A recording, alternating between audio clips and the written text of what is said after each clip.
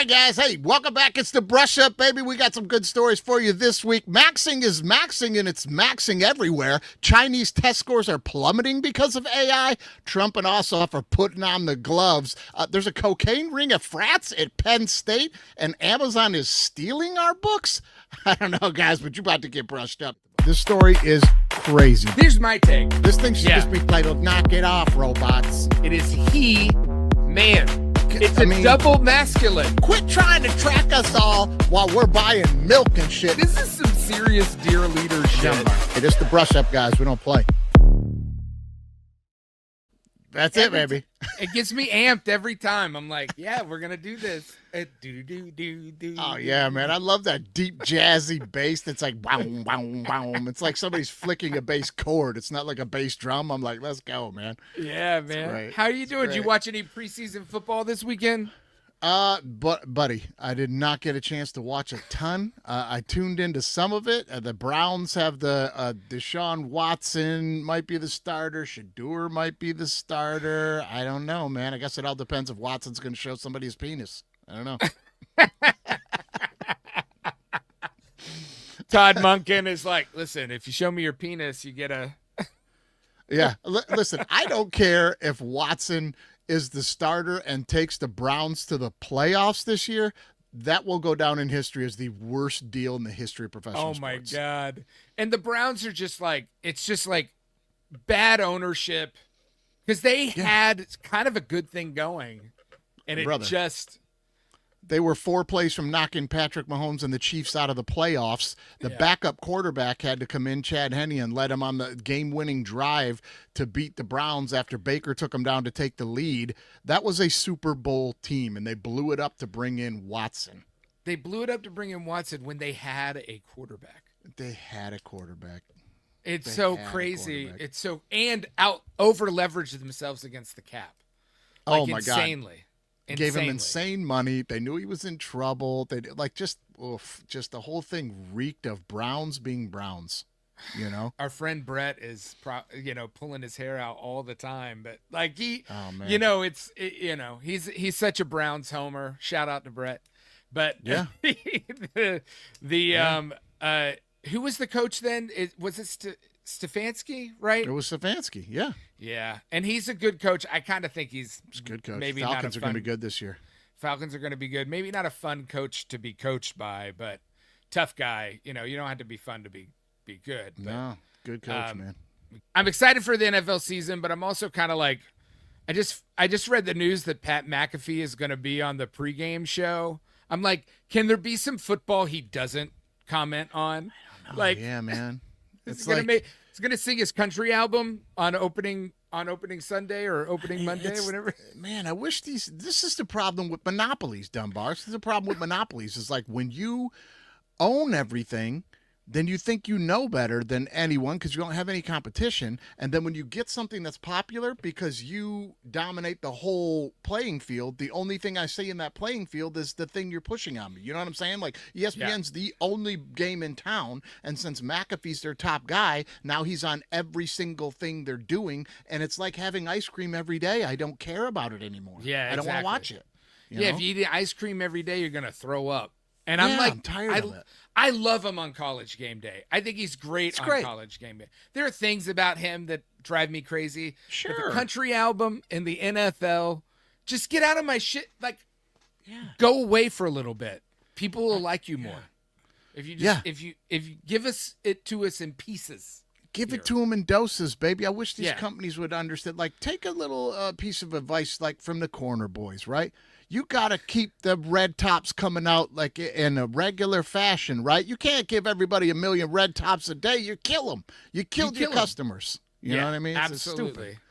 It's goofy, but whatever. I'm excited for the season to start. The Titans. There's not a lot to be. This is the hope season. This is when we're good in our imaginations. You're hoping for hope. I'll tell you that. Yeah, exactly. Well, the Lions are ranked number 3. We'll see And We'll see the how overall they do. power rankings? And I think that's what I saw. They were in the power rankings. Nobody's even picking them to 3. win the division. I'm like, what? I know, it's kind of bizarre. And I think the NFC North is like one of those divisions. It's like the NFC East where it's tough, but it's also there's so much homerism happening in the analysis.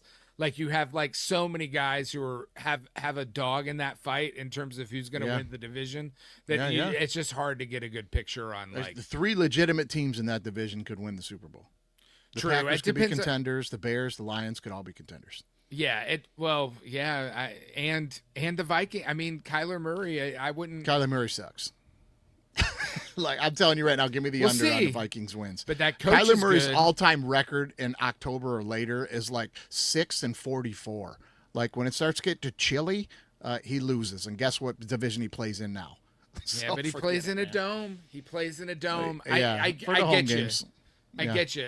It'll be interesting because their head coach, and I'm blanking on names right now, but their head coach has been very good at developing quarterback play until our Michigan State guy who comes in and doesn't do anything with them, and they have to bring in Kyler Murray. So we'll see what happens. It's going to be fun, man. I'm excited. Michigan. You're talking about Michigan. Yeah. Yeah, sorry. The quarterback for Michigan, he's from U of M, national champ. Yeah. But yeah. We'll see. We'll see how it goes. It'll Kyler's be fun, man. But I do feel like preseason is always like, what are we doing here?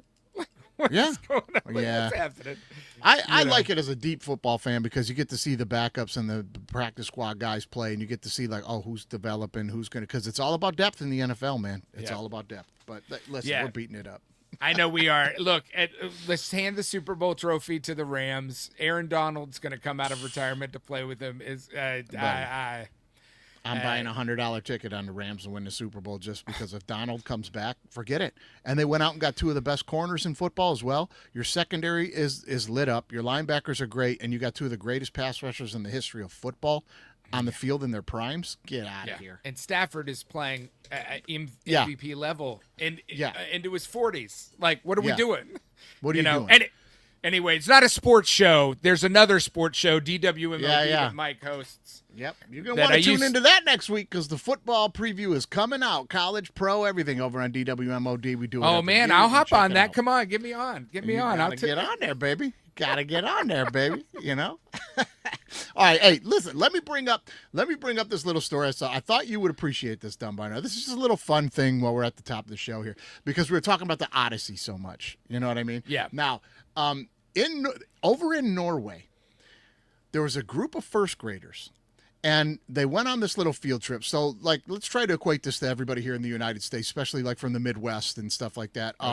Like, you know how you take your little kindergarten or first grade class, you take a trip to the apple orchard or a farm in the fall. You know, you always go out there. Well, that's what they did in Norway. This first grade class went out to this farm, and the kids are running around and checking out the fields, whatever crops they were growing and stuff.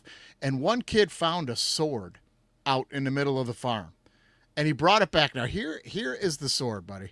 This is the sword this kid found out in the middle of this farm. Yeah. This thing they dated it. It is 1,300 years old. It's 1,300 years old. Some kind of old Viking sword or something up there. And they found this thing, and it's like it's legitimate. It's that old. That is bonkers. Now, I ask you, though, Dunbar, I'm reading this story, and I'm going, how is this possible? I don't know. Are you suspecting that the kid like planted it and then went back and found it, or? Now that's the other thing we got to get to the bottom of because, like you said, the kid couldn't have planted. He's a first grader, right? The farm itself, I don't know. Maybe if they would plant it, but here's the problem with it. This is a farm, and they claimed it like it must have got pulled up from the ground when they were tilling because they just got done tilling. If it was found, because it would have been feet underground. Right, and that's my point. This isn't like a brand new farm they just started this year. This thing's been here forever. They till it every single year. This thing never came up. I don't know. Are we sure this sword is not cursed in it? Something. Here's my grew theory. Itself up from the ground to be rediscovered. Maybe the He-Man movie drew it out. You know, maybe. Wait, hey, you're biting my style, He-Man movie. I'm the sword of power. I don't know. Now's the time. That's wild. Here's a really weird theory on this. Okay, when you steal items like this, like from museums or something like that, there's a black market to sell them. Yeah. Now, if you stole this item from somewhere and just couldn't find anywhere to sell it because you're stupid and you were going to get caught or whatever, sure. Boy, here's a good way to stumble upon it, huh? Like, oh, I just found it out in the farm. I just was tilling the ground and this thing came up. Does the local museum want to buy it? And then you're selling it. I don't know, man. I'm trying to figure out, how does this thing be 1 foot underground for 40 years and then finally get tilled up and it's 1,300 years old? This is weird, man. Sorry, I froze. Oh, you just weren't listening? Or I wasn't listening. I think that it's if I can infer what you might be saying here, I mean, yeah, I think that that is kind of crazy when you think about it, like poking holes in it. Mike, you've come upon a new conspiracy here about this kid and this sword. I think you got to dig deeper. This doesn't add up. I want I want Interpol over there right now. I want to find out what this is all about. Some kid found this old sword. My ass. I'm not even buying it, Dunbar. I'm not buying this one. We need a new segment called Nah. Not buying it. Not buying it. Not buying it. Not this is I'm not buying this one. I'm not buying it at all. Brother. Yeah. Well, let's get into our first story here. Because somebody's buying something here, because a Penn State frat house pledges let me rephrase that. Penn State frat pledges were allegedly made to cut cocaine as part of their initiation. The Pennsylvania Aide charged 14 people in a cocaine ring out of 2 different frat houses at Penn State. And prosecutors say they were bagging product and was literally part of a pledge. And the alleged ringleader, this is the best part, his nickname, guess what he goes by? Pablo Pledgekabar. And all right, man, go get it. He skipped his arraignment, and then he surrendered and was denied bail. But like 14 were charged, 13 were Penn State students from 2023 to 2024, and at least 4 are currently enrolled at Penn State. The investigation was called Operation Drugs Unlimited. And the attorney general on this is named David Sunday. A lot of great names. They're going to make this into a movie, right? Like, this is going to become a movie at some point. Listen, now, Mr. Sunday, we talked about this before on the show. When you get the opportunity to name an operation, you got to come up with a good one, man. Yeah. Operation Unlimited Drugs? What was it? That's terrible. That's terrible. Why wouldn't he call it Operation Whiteout? It's Penn State.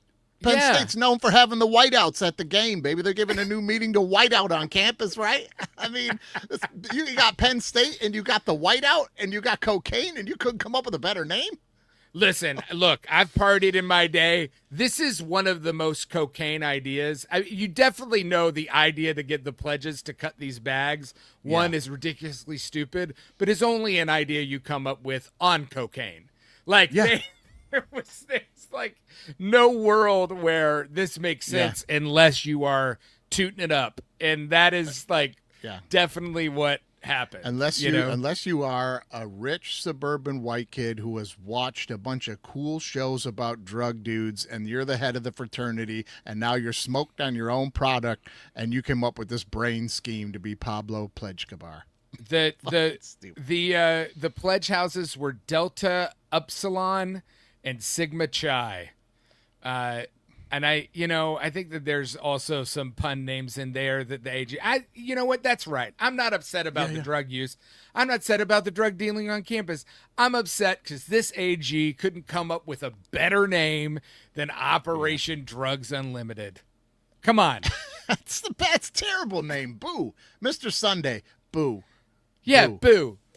You should have asked Pablo Pledgekabar what you should name the operation. Because he comes up with good names. Operation Greek Whiteout. There it is. There it is. I mean, come on, man. What's the dumbest thing that you did in college, Mike? Oh, brother. Man, there's a lot. There's a laundry list here now. Okay, I'll give you one where I kind of hurt myself. There's the Wayside was the big bar at CMU where you would go party. You know, the football team would go and stuff. And when I first got there as a freshman, they had quarter draft beer nights. Quarter for a draft beer. I took a $10 roll of quarters over there.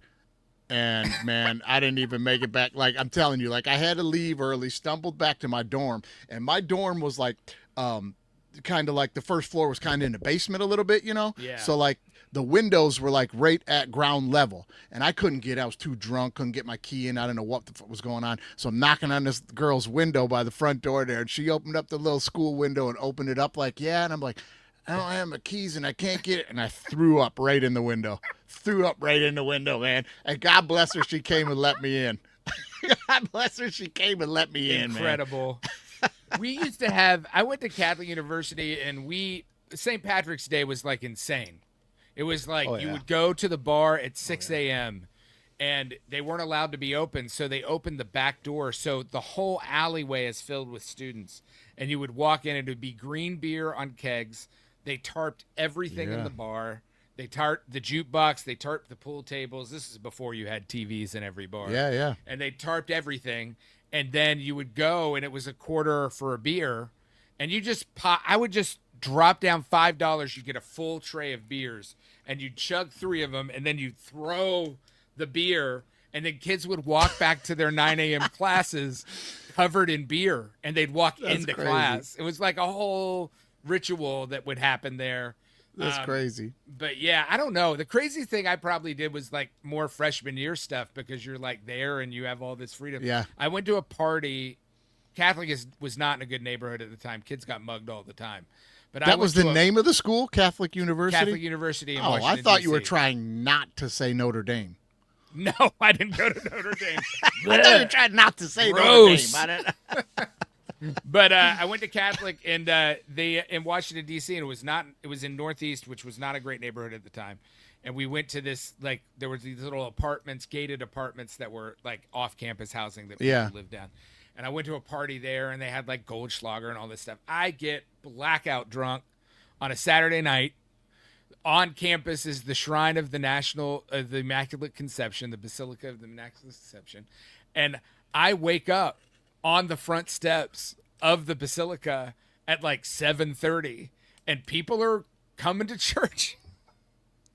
Yeah, right. As a freshman, I was tucked away enough, I guess, that nobody noticed me, but I was like there. I like looked down. There was a little mess below me, if you know what I mean. No, like I was man. like, oh no, this is bad news. But I guess I had walked like a mile back to campus at some point in the middle of the night. That was probably the day. I mean, I did some other dumb stuff, but that was like the dumbest, like, I don't know where I was thing that I did, and then waking up on the steps of the church in the morning by myself. Man. That's hilarious. I'll share one little story with you here that like is not so much a dumb. Well, I guess it is pretty a dumb thing. I guess we could have gotten in real big trouble for it, but it's something you could never get away with nowadays, right? What? So this is when I was at Olivet University, and I'm like it's my senior year. And I had to do this they let me do this independent study class for like 6 credits. I got to make it up. So I did my own like SNL show.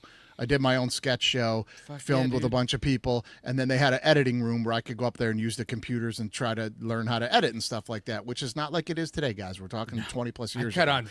I cut on film. Yeah.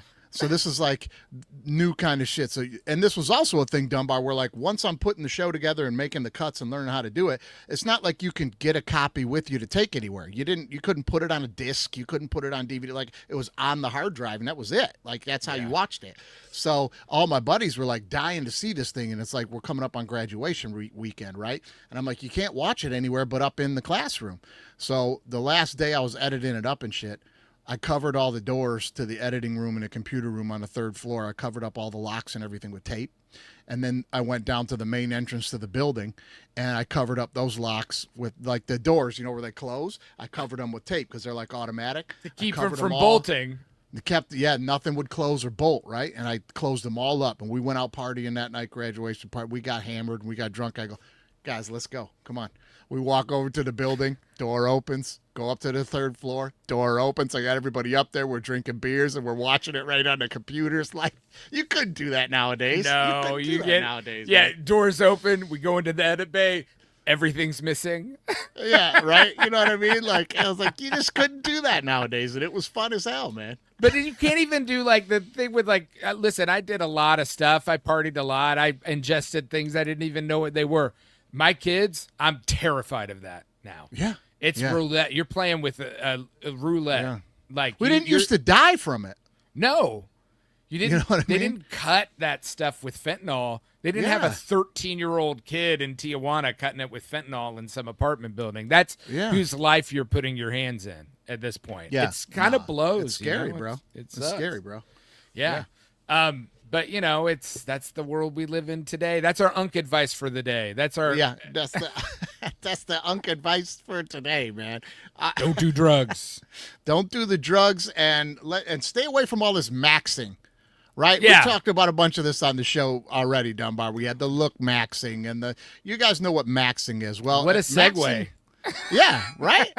Right? You're not supposed to call attention to it, but it's supposed to seem normal and natural. It's supposed to be natural. I'm maxing out segments. Yeah, you segue maxed right there. Segue maxing. I'm segue maxing, baby. I'm smooth with it. You won't even know what happened. We'll be talking about something else, and you'll be like, we done with the other thing? Shit. Bam, bam. I'm smooth, baby. I'm smooth, man. You'll watch this back for the edit and be like, how did we even get to the next? Man, that was smooth. Yeah. All right, well, listen, I got a little maxing story here. About a week ago, it was like a week and a half ago, the ladies' version of the Tour de France was going on, the Tour de France. Well, they got this new thing called bra maxing. All right, this blew me away. I'm for it. You're for it. You're for it. All right.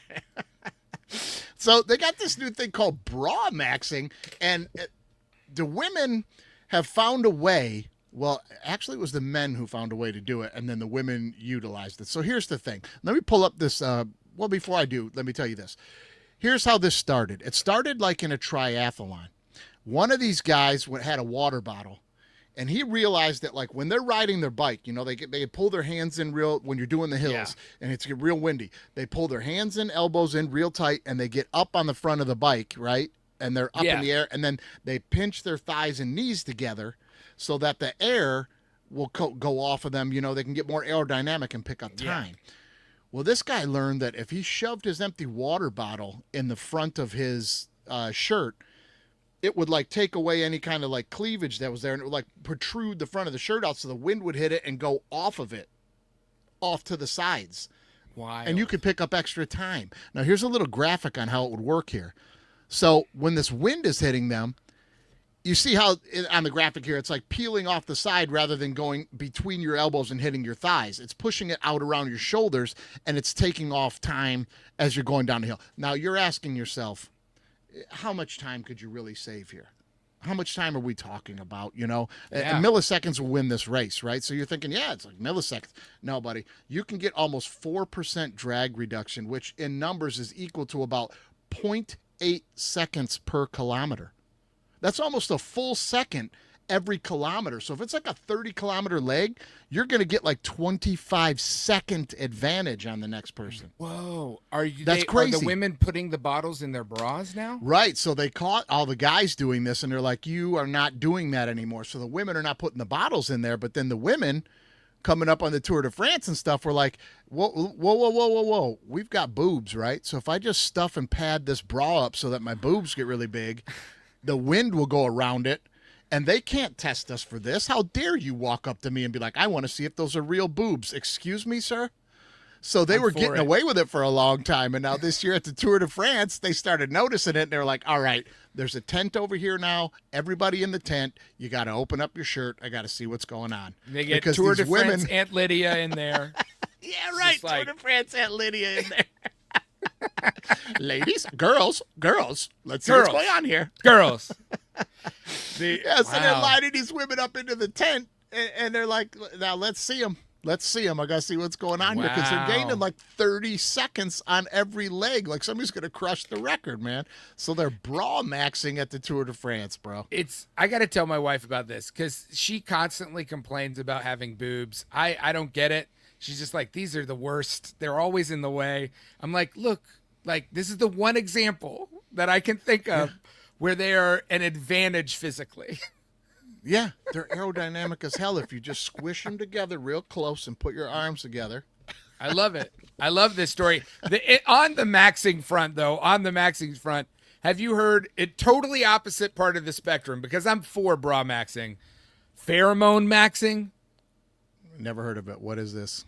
Okay, so this is a TikTok dating trend that's coming off of look maxing. It has been around for a while, but it's getting a lot of press lately. And it's basically encouraging people to deliberately smell more like themselves with natural scent rather than taking showers and wearing deodorant and all that stuff. It's believed that the natural scent makes you more sexually attractive. So skip showers, don't wear deodorant, wear sweaty clothes, letting your natural scent build up, get all musky. And then some people, guess what they're doing, Mike? Just guess. I don't want to guess. I don't drink their own urine before dates. What does that? It comes out in your skin and some kind of odor? Your breath smells like piss and that's supposed to make her want to kiss you? I have no idea, but here's my thing that's my favorite part of it. And this is why you should become science literate, people. This is my own advice to young kids out there. Become science literate.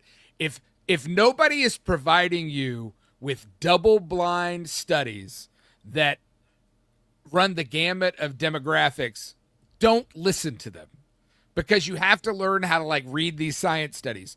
There are no legitimate science studies that have been done over decades of research into this topic that say that there is any type of sexual pheromone operating in our sort of mating system, like in our biology. We don't have any sexual pheromone. There's no evidence of it at all. So these guys are just drinking their piss, not taking showers, being like, I'm pheromone maxing, baby. I'm pheromone maxing. Dunbar. You do not need to seek out studies to find out that if your mouth smells like piss, you're not getting laid. You don't need a study for that. You're a dumbass. You're a complete dumbass. This is stank maxing is what it is. What are we doing? I don't know, man. I think it's like we just add maxing to the person in your third grade class who refused to take showers and peed themselves. Like, you're like, I'm just maxing, man. I'm just maxing out. I'm just maxing. Yeah, that poor kid is an example of abuse maxing. His parents are doing some fucking wrong things. Yeah. What are you doing walking around drinking piss? What is this, the caveman book for how to attract a woman? Yeah, I mean, what are we doing? Crotch rash, you got jock itch, you got a bunch of zit sores infected on your face. Come here, by the way, how bad are you at trying to get attention from the other sex if you're desperate to try to find a smell that can trick them? If I just have a smell that could trick them, I might be able to score tonight, bro. I don't know. Try a conversation. Yeah. Try learning how to talk to women. Try not being a creep. Try, educating yourself and trying to be a normal person. No. I'm going to stop taking showers. None of that's going to work. I'm going to stop taking showers. I'm going to drink my own piss. Quit trying to generate your own love smell and have a pocket full of the Bill Cosby date pills, and you're going to get lucky tonight. You know what I mean? Like, I'm going to give her, she's going to smell this love potion on me, and then I'm going to hit her with one of these Spanish flies. Bro. Listen, take her out and show her a good time. What happened to that? That's fun. You ain't going to be able to do that. You smell like piss. I'll tell you that. I'll tell you how you can test this, guys. Let me tell you how you can test this. Go down to any major sporting event in a major city, and God bless the homeless folks around there who are trying to get a few bucks during that day. But at the end of the game, after they've got some money and had their fun while you were at the game, go over into the alley, wander over near some of those homeless folks, and see how turned on your girlfriend gets by that smell. I'm going to tell you that right now, bro. You can find out real quick. There's not a lot of action happening. It's not like when you walk out of the event, all the women just line up in like an old cartoon and float to Hobo Alley because of the smell. What are we even talking about? What are we even talking about? This is idiot maxing. It's idiot maxing. You know, I do feel like I figured something out, though. Like Donald Trump, all this time, he's been diaper maxing. He's just been diaper maxing in his office. He's just that's what his little girlfriend likes. That's what his little girlfriend likes on the airplane, right? The poop smell. The dumping it out. I guess this is the perfect segue into our next bit, which is Dunbar. What? You don't have to announce the segues. That's why they call them segues. Just go to the thing, man. Oh, okay. Is this a segue? Is this it? Yeah. We're segueing out of the segue intervention into the segue into the next story. But you saw this thing. John Ossoff is getting called out by the far right for he's really scratched an itch on really perturbed Donald Trump by this quote where he calls out this woman Natalie, who is at his side all the time, writing his tweets. I think she's got like a little. Some people are even saying that she's by his side all the time. Yeah, and you know, she's this young blonde woman, which is his deal. He had one in his first term. Shocking. And she is at his hip all the time. She wakes him up at meetings. She probably wipes him. But John Ossoff kind of mentioned her in a speech, and it has caused a shitstorm on the right. Like, they cannot stop talking about it. And you have to think, like, what's going on here? But then when you look at the quote from Ossoff, I'll play it for you. This is all he said. The president sleeps through his meetings. See, he doesn't want to do the job. He wants to build his ballroom and travel with Natalie on their apparently defenseless flying palace gifted by the Emir of Qatar. That, not untrue, but you got to think that there's like, Trump is calling him Pee Wee Herman. Trump is like making fun of him. They got like correspondents now going after him, saying that he's, you know, how dare he talk about a young woman like that? How dare he? How dare he? The pearl clutching by the pedophiles from Epstein files right now is just amazing. Fuck off. But it's so weird. This is a president who, these people are going on there defending this woman who is clearly writing his tweets. Like, what's going on with this Natalie lady? If you were a Democratic lawmaker and you had a woman following you around, maybe ostensibly wiping your butt, you know, is she hospice care? Like, what's going on here? And all he said was her name. That's it. Yeah. Is there a there we all there? know it. Yeah, there's a there. Didn't she come out or make some kind of? I think Trump made some kind of statement that, like, she said that I'm everything to her, everything in the world. I'm the only thing that matters to her. Some kind of statement like that, like I'm her whole world and I love her. Some dumb shit. I don't. Yeah. There was some. Melania better like stay that. away from you know, drinking a glass of wine at night before she goes to bed. That's a true crime episode right there. Yeah, I fell in love with my stripper and now I'm gonna get murdered. Yeah, if you can find her, she's a prisoner in some room. She's like in a Game of Thrones episode where they got the queen locked up in a fucking tower somewhere and she can't leave the room. You know? Yeah, the one thing I will say about this whole thing, because I haven't really been paying to John Ossoff that much, like he's saying what we are saying on the podcast. Even he's calling him a crook. He's saying he's corrupt. Yeah. He's protecting elites, which is all true. Keep it up. Yeah. You know, it's not. Yeah, when he says he doesn't want to do the job, I think that's about the best way I've heard anybody put it. Like, without like getting into attacking and being like a laundry list of things because people tune out. I love the way he just plainly said, like, man, just look at his actions. He doesn't want to do the job.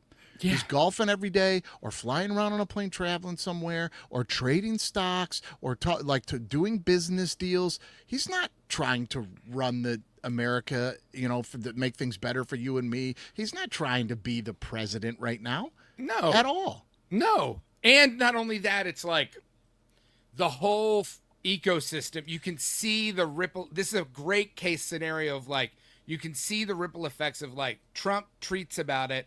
Then all of the other people fall in line and start these attacks, and it just like saturates. Like We're at war right now. Yep. Like, the Yep. economy is tanking. Gas prices are skyrocketing. Inflation is off the charts. Like, Yeah. these are the things that should be mattering to people. And if, like, your Yeah. politicians aren't paying attention to this stuff, like, then maybe you should be supporting different politicians. But, like, Yep. there's real shit happening. We had people on an aircraft carrier that couldn't get supplied because there was an attack on one of their supply routes and Hegseth covered it up. And then sailors are being deployed for like 3-4 months longer than they should be deployed. And we're not talking about that. We're talking about a one-name mention. The firestorm on Fox News is a one-name mention of an aide Yeah. that is always nothing he said wasn't true. But no.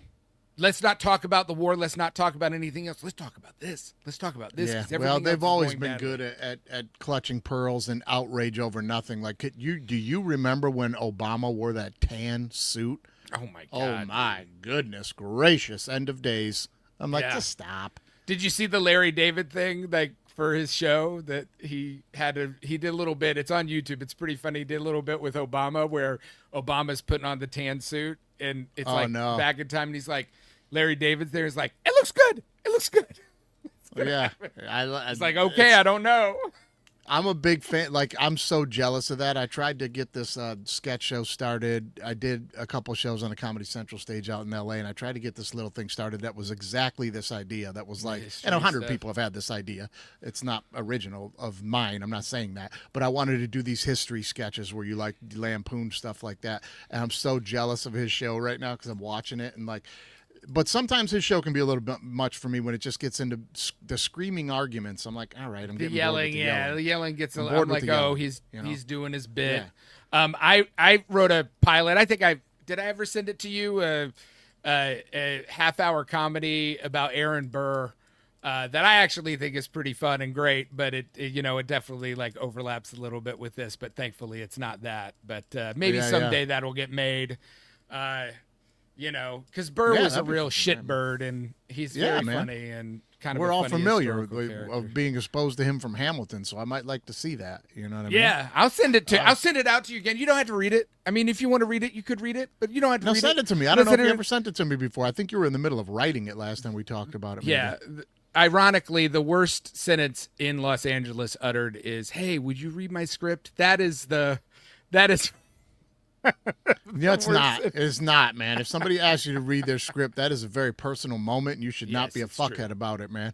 I You agree. spend that much time writing something, you don't run around. Well, there are people who run around asking you to read every damn thing they that's do. true. I'm talking about the genuine ones where you're like, man, I put some time to this. Will you give it a read and let me know what you think? Read the script, man. I try very hard when someone asks me to read their stuff to read it. I read it twice typically to try and read it once to just read it and then read Yeah. it again to see where it can work better and see how I can help. But yeah, if somebody asks you to read something and they put a lot of effort and energy into it, like Yeah. be mindful and respectful and try Right, and help. man. I'm Don't glad you try and said give that because notes. I'm just looking. I got some files right here. I'm sending you a couple right now that you mentioned that. Now that you mentioned it, I got a 300-page action comedy that a couple. I do love the one sketch on the Larry show where he's like it's George Washington's sign off where he's like, no one should be president more than twice and I'm letting someone else have a chance and blah blah blah, and George Washington's giving that big speech about how nobody should ever turn on the country, so we should limit terms, and Larry's in the audience just going like, hey, it's a quick question, George, just like, but what if like in the future we get like just a real narcissistic fucking asshole that doesn't believe any of the things that you're saying and tries to use the system to get rich and he just keeps describing Trump and like all the people in the 1700s in the audience going, what man would do that? No man would act in that fashion. And he just keeps ramping it up until the whole crowd's in a tizzy going, let's find this man and kill him. Where is this man? It's hilarious, man. It's a really good sketch, man. It's funny. I don't know. If you read a little bit about Thomas Jefferson, he's got some Trumpy qualities to him in a serious way, like burning his opponents in effigy in the streets and shit like that. He's pretty bonkers. Them dudes were ruthless back then, man. They were not great guys. They were they did But a lot of listen, they I'm had not money defending problems. these guys, but They were I mean, they did horrible things, especially plantation slaves. Oh, sure. horrible things. You know what I mean? But it's like these guys outside of like the plantations and slaves, but the way that they lived their lives back then was like, you can't look at it through the lens of today, man, and be No. like, well, that's just a bad guy. Everybody in that neighborhood was acting that way, or you were dead the next day. You had to outlive the next guy. It was like, I'm not justifying any of it. At all. I'm just saying. I think on the other side of it too is like they had some great ideas. They had some pretty rotten ideas. They all kind of figured it out. I love that period in history, and I love the revolutionary times that were totally in digression mode. But if you read a little bit about, there's a great book that I kind of based the pilot on, not that I'm pitching my pilot, called Fallen Father, which is about Aaron Burr. And the thesis of it is like, you can't go to their letters to get an accurate depiction of who these people were, because they knew their letters were historical record. Yeah. So they're the best like version of themselves. That's like the it's best, equivalent of being on video. It's the equivalent like, of being on video nowadays, right? You're gonna be on your best behavior. You're gonna say the best thing. You're gonna put your best foot forward. And so you got to go to the publications that were written at the time and look at the critiques, and they were all over the place. And like, they were so awful to each other. They were not like these statues pointing buckled shoes at each other. They were awful. No. Some of them had serious problems with money. Some of them had serious problems with prostitutes. Bro, we're talking about an era where dudes used to shoot each other for saying shit. Like when you talk shit back then, somebody got smacked in the face, and then these guys would shoot each other. You would go back to back, and you said, "What about my tie? This color matches." That's it. And they would shoot each other. I mean, so come on. I mean, there are lots of rumors. I mean, like, Thomas Jefferson, I think I might get this the other way around. So I want to caveat this by saying I'm talking off the top of my head. But like, sure. Thomas Jefferson used to call John Adams a hermaphrodite in publications. Like, they were awful to each other. They were not nice. What? They hated John Adams so much they read his personal diary in Congress and laughed at him to his face. You know what? And if I'm not mistaken here, it was because he was like one of the dudes that really had a lot of ideas for the people and cared about people and was like a good dude. And they were like, this fucking pussy. You know what I mean? Yes and no. He was also a little too loyal to England, I think, at that time, too. So Burr was attacked because he wanted women to have the right to vote and be educated, as well as not just landowners to have the right to vote. Yeah. And that's part of the reason why Aaron Burr was so pilloried by the opposition, because he knew his constituencies were like working class or poor people, or like middle class people who didn't own land, and he knew that was a constituency to exploit. He's not at all good, but he definitely wanted women to have a more equal share of governing, and they were like, "What are you talking about? Right. Women voting?" They were like, "Nice try, Burr. We know out where you're at. The women are like 4-1. Nice try." Yeah, right. Anyway, moving on. Yeah, well, we haven't moved on yet in this country, but let's go. Keep going.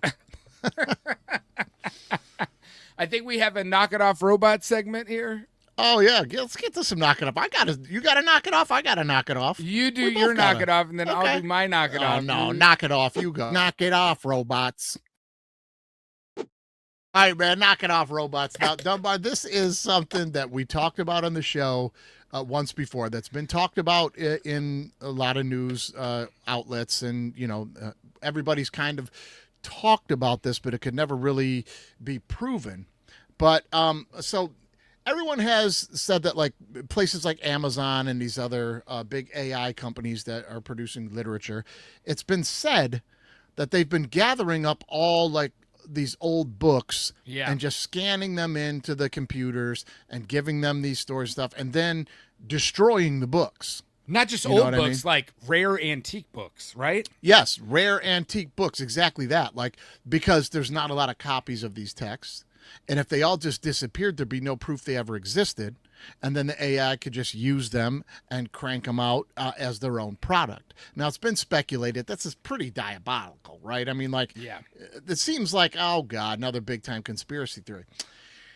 Well, it's not so much a conspiracy theory, buddy.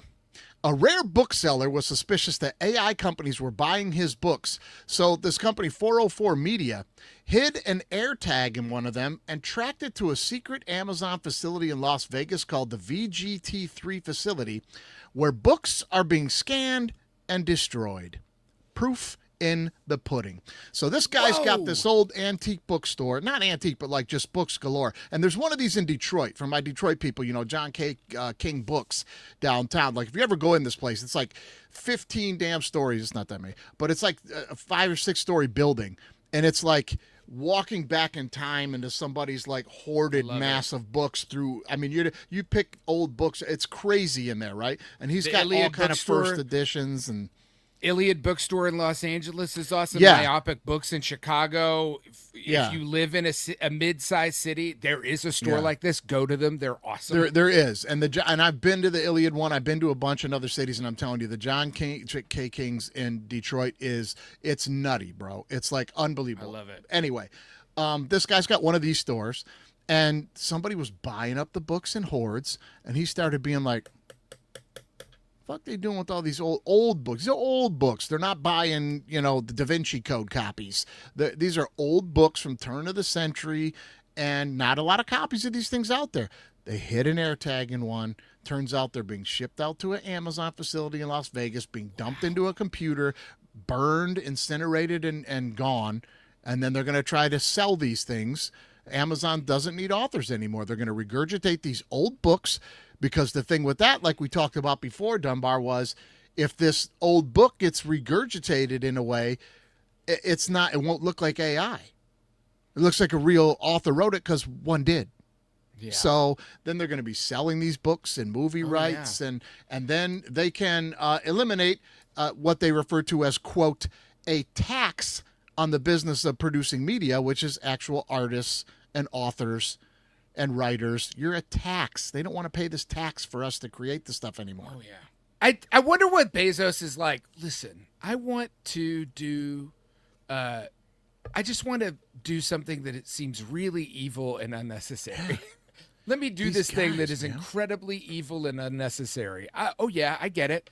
I read 1984. I read Fahrenheit 451. Yeah. Let me just take rare books and destroy them. I need to I need to read an actual scientific study where they try to pinpoint what the actual dollar amount is when you turn into a supervillain. Yeah, like it's right around 400 million. You kind of start to get this Lex Luthor ideas. You know what I mean? Like identity. You start to get Lex Luthor identity, and you turn into a supervillain. Yeah, I think so. I mean, it's like, have you ever watched Rollerball? No. The old James Caan movie where it's like takes place in a dystopian future. They go to the library to check out a book, and all they can get are summaries because the books are being summarized and then spit back at them. And you'd have to go to like Washington or like Stockholm to like see a book. And that's like Orwellian crazy shit. Crazy, man. And that's my biggest fear with this stuff is that like they systems of control have not to get super nerdy, but systems of control have always existed, right? You have people who have and people who don't, and the people who have want more of it for themselves typically because that's human nature, and the people who don't just want to be able to live a life where their kids can have a future, and the disparity seems to be outrageous, in the worst it's ever been in our lifetimes for sure. And it taking knowledge, rewriting history, changing the internet, changing modern history, like AI is absolutely equipped to do those things. Yes. It's equipped. You could say all you want about the deep state like 15 years ago. They would have had to hire so many people to go through and scrape all the data. Now they don't need to do that anymore.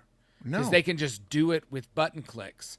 So my worry is that we're actually heading towards like something very serious and doing it blindly, and instilling systems of control and now these AIs can adjust and and affect media. It's very Star Trek-y in the sense that like they go to a planet and they're like, where did all the humans go? Oh, well, they invented this AI that was meant to protect us, and then it decided like, oh, humans are the biggest threat to humans. Let's just get rid of all the humans. Yeah, and man.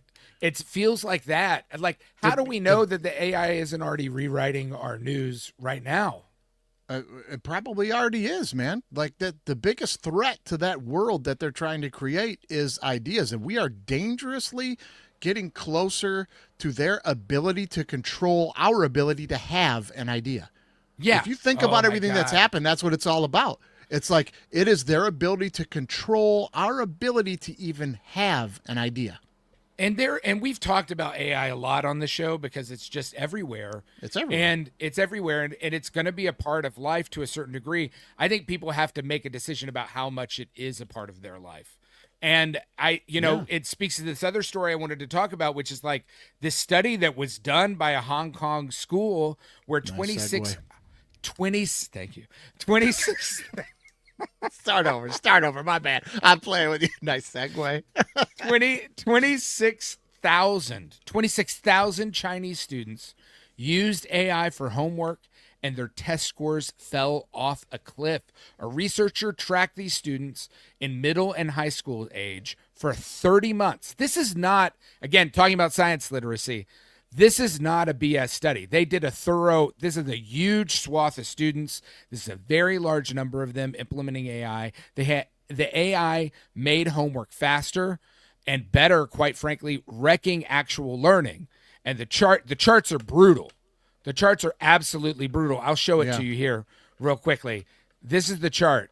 So up here in the you can kind of see it on the bottom chart, it shows test scores and the use of AI. That bottom little graph there is the use of AI, test scores during the use of AI, and the top graph is before and what the use cases were. And you see like a flattening of the curve, and not to say like to interpolate it for you, but what it's saying is it's cutting the top part in half and marginalizing everybody on the bottom. So it's flattening it out. So you have less people excelling, and their excelling is capped much, much lower in half. And then the majority of people are actually getting dumber across the frame of the test scores. The average people are becoming stupider, Yes. and you're pushing the smart people down into the average intelligence area to eventually become stupid too. And if you don't think that this is all what's happening while they're preaching to us, it's making us smarter. You're stupid. You're stupid. There's a very simple fact here. They are using the things that we tell it, and we give it, and we say, and that we pump into it to give them information, and that information is their truth. And we know one thing by observation in America right now is that 70% of the people on this rock are dumb as fuck. So stupid people are filling this thing with information. Yeah, and there's the other issue that AI is getting is that like it's homogenizing itself. And we talked about this in a story forever ago about how, they had the lighthouse thing where like all these books were populating Amazon, and there were these lighthouses. They all had a lighthouse keeper, and they were all named the same name, and they all, it homogenizes everything. Yeah. So you get and humans need novelty. Like your brain needs novelty. It needs change of pace to feel stimulated, to learn, to activate. And we're going from a period where there was a ton of novelty for a long time in the 80s, 90s, and 2000s even, to now like all of that is feeling the same. And you have to ask yourself this question. This is a question I always ask myself now, which is like, what is this for? Like, we have all these technological advances. We have these computers in our phones that can get us information with very little resistance. Communication age that has never existed before, our ability to be able to talk to people all around the world and be exposed to things all around the world. But yet we're creating AI bots to write our emails and to get us better SEOs on social media, and not like curing cancer and dealing with global warming. We have an El Nino that's building up in the ocean that is the hottest. It's the hottest year to date this year. And we're going to get hit with these superstorms this fall. And what was last year? Was the hottest year to date? And what was the year before that? Yeah. And what was the year before that? Oh, that's not happening though. these tech oligarchs, it is a fundamental flaw in the system that these companies that get all this wealth and money and all this venture capital are focusing on things in development that doesn't make our society better. It makes it worse. No. We should be evaluating that at a baseline, going, something is wrong with our systems that we are elevating the biggest douchebags on the planet, and then what they're doing is they're creating all this gunk that makes us dumber, lowers our attention span, doesn't make us better as people, and doesn't make society better. They don't make society better. I love Apple products. I think Apple is very cool. It doesn't make, in the long run, it's not making society better. The personal computer should have revolutionized people's lives, made things more efficient, made them spend more time with their families. It is not. We're all working more. We all have less time, less community. We all feel more disconnected from each other than ever before. And it's all because that's what these companies decided to focus on. It is systemic. About profit. Yeah. This is not about making things better, and like we talked about 100 times on this show. They keep preaching to us they could use this to cure cancer. They could use it for all these good. They're not going to. This is one thing only, to dominate the income globally. And if I can have all the money in the world. Yeah. You know what I mean? Like whoever these top companies are from this AI, they just want to create, they want to control all the money. And then to your point, for what? So then you can sit on a hill and watch us all die in a utopian future where you're like, but I have all the coins. I don't understand it. I think that they are getting exposed a little bit more. And I think that we're starting to realize, one, I don't think they're that smart. Like, I don't like, you know, say what if you don't like Barack Obama, whatever. But I mean, he did an interview recently where he was like, the one thing that I didn't realize was like how a lot of these people that you meet aren't smarter than you. They're just, you know, in a position to make decisions. And I think that they have a pretty dark view of the world. And if people knew more about what they taught, they go read about Curtis Yarvin. And like, I think they believe in mass depopulation. I really think that is something that they are hoping for. And bunch of Thanoses, man. Bunch of Thanoses. I do believe that in that field, you know, like 20 years ago, that those guys were visionaries and were looking for a way to make the world better. And then it became so profitable. Yeah. That like anything that becomes profitable, you start to get infiltrated with the Elon Musks of the world, where it's like he's going to come across as one of these guys, but he's just a shyster trying to gather money. He's just a shyster gathering money. Yeah, I mean, it's Tell me all you want about all the rockets this guy is doing, and what a great. I've had this argument with 100 people. He's one of the smartest guys ever, man. He's shooting rockets all over the place. He just shot a rocket into the moon. For what? For what was the money spent to drill that rocket into the moon? If you're unfamiliar with that, they just launched a rocket and smashed it into the moon so they could create another crater and name it. Like, what, all that money and technology, that's what we're using it for? So I can name a crater on the moon? Like, what are we doing? It's also not his money. It's your money. It's your money. We talked about that too. Money. It's your tax dollars. It's our tax dollars. Like, his whole stock evaluation, which is really in the shitter. It's garbage. It's all your tax money. And then he went and made his percentage of his company public and forced your investments to go into it. So he's grifting off of you, dude. We paid for it. Go back and look at that episode. We dog walked you through how you were paying for SpaceX and they were all going to get rich and your 401k was going to take a hit, and it was all done like they made it law that we had to put the money into it. And he walked away with it. And what's the first thing he did? Smashed a rocket into the moon. Yeah. Like what? Like this is what we're doing? Like what are you doing? Send him to Mars. Yeah. Let him go to Mars. Get on his ship. We're gonna build a colony on Mars, and then we're gonna inhabit. On the moon, and then we're gonna inhabit Mars. Like, do you know? Like, I heard a scientist the other day put it so simply, and he was like, "Do you know how many centuries and how much money it would take to try and attempt to colonize Mars? We could fix Earth 100,000 times." Yeah, but they don't want to fix Earth. All of our problems are political. None of them are technological. Right. All of our issues with global warming, all of it is political, and it's about power and interest. And unfortunately, like, it's going to probably require some huge calamity to get us on the other side of it. We're already in it. We're already in it. And they're building their bunkers. Their answer to it is, but we're building our bunkers. We'll survive that. And it begs the question, Dunbar. I want to look them in the face and say, why do you want to push us all to a future where you need to survive in an underground bunker? Yeah. Why does that seem like a good idea to you? I mean, you know, they always talk about these bunkers like, well, we've got a bunker. We'll be able to survive. And no one raises their hand and goes, well, why do we want to push the world into a place where we have to live in an underground bunker? I mean, this is, I think you can draw, I'm going to get real deep divey here.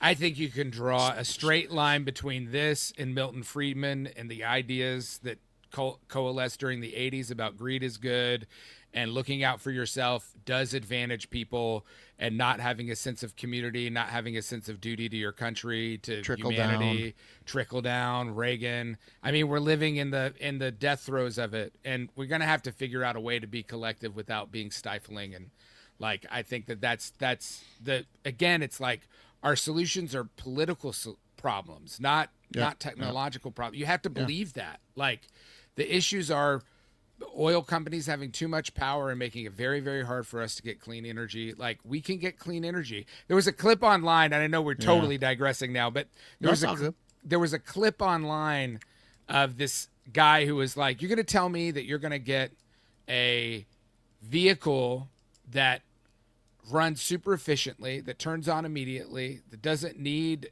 like any type of drive shaft, that runs immediate. The power is transferred almost 100% to the drive of the wheels. And, or you're going to have this other vehicle that has many explosions into it happening inside of it. And you're going to have to pay somebody else to run it, to fuel it.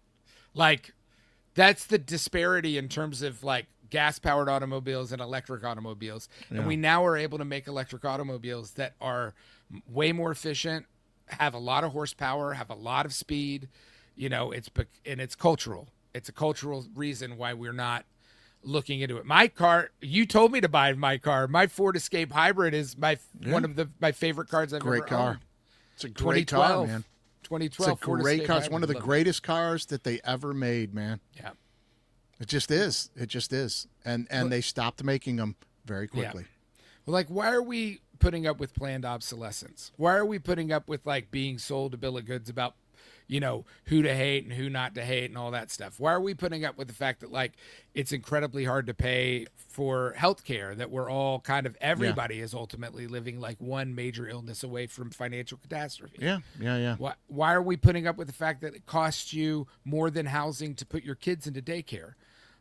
Or that you have to work, you're working more under more stressful hours with no loyalty and dedication from your employer that can fire you at any moment.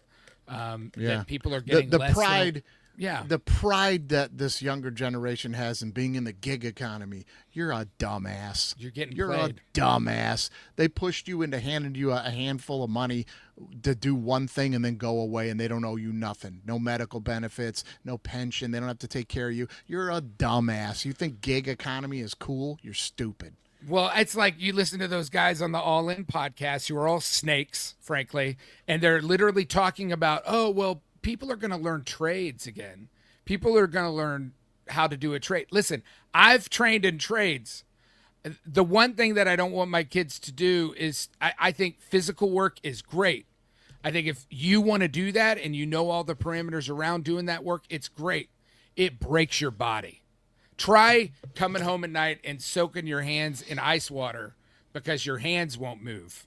Like, that's what happens to your body, you know, when you're being an HVAC guy. Yeah, and my knees don't fucking work anymore. That's what happens later in life. Meanwhile, they're, you know, on their fourth wife, having 3 kids at 80, you know, on a yacht in the fucking Ibiza. and you're the one doing the trade work, and they're talking about how that's awesome. There's nothing wrong with trade work if that's what you want to do. No, man, trade work's great. Go get it. But go get it while you're young. Go do that Yes. job while you're young. I'm going to tell you that right now. I got on the fire department at 21 years old. Yeah. Right? And then by 44, 45, I don't have to do it anymore. Yeah. And they you're- owe me a pension and medical benefits. But you know what I'm saying? Like, be smart. Do those things and do them while you're young. But they want you to do that stuff while you're young. They want you to do that for the rest of your life. Correct. And they want to take your pensions away. Oh, They want to do all that stuff. They want the austerity. They want to take your pensions, your benefits. They want to take all that stuff away from you too. So there's no real reason for you to do it. The goal, I think, ultimately is having a permanent working poor in the United States. Well, we're already there. Which brings me to my point here, guys, is listen, man, we all got to come together to get out of this thing. That's what we all got to realize is we're all we got out here. We got to stop fighting with the guy next to us and the lady next to us about dumb shit. Yep. We just do, man, because we're all we got out here. Them people with the money and the power right now, they don't care about us, man. We're all we got. We got to just start helping each other and turn a blind eye to these people and be like, we don't care what you're saying and what you're doing, man. We're out here for each other. It's the only way we're going to get out of it. Mikey Wilson for president. Come on. Let's go. VP. Let's go. Mikey John Wilson, Ossoff. Ossoff. Be on my ticket, Ossoff. Johnny. Be on my ticket, Johnny. I'll support you saying whatever you want to say about that orange Cheeto. You know what I mean? Anything you want to say about that old snake, the old thief. Anyway, guys, like and subscribe. Thanks for listening. We got to go. That was a bad segue. I was trying I'm to gonna get edit us out. that out. I'm gonna edit that out and bring you into this one. Well, that's this week's show, guys. We got up, we got down, but then at the end we pulled it together. It's one love, and we'll catch you next time. We'll brush you up because why, Dunbar? We don't play. That was a great segue. This story is crazy. Here's my take. This thing should just be titled "Knock It Off, Robots." It is he, man. It's a double masculine. Quit trying to track us all while we're buying milk and shit. This is some serious dear leader shit. Hey, this is the brush up, guys. We don't play. All right, man. I gotta go. I gotta use AI to finish up this script I'm working on. So I gotta. All right, man. All right. I'll catch you later, brother. Okay.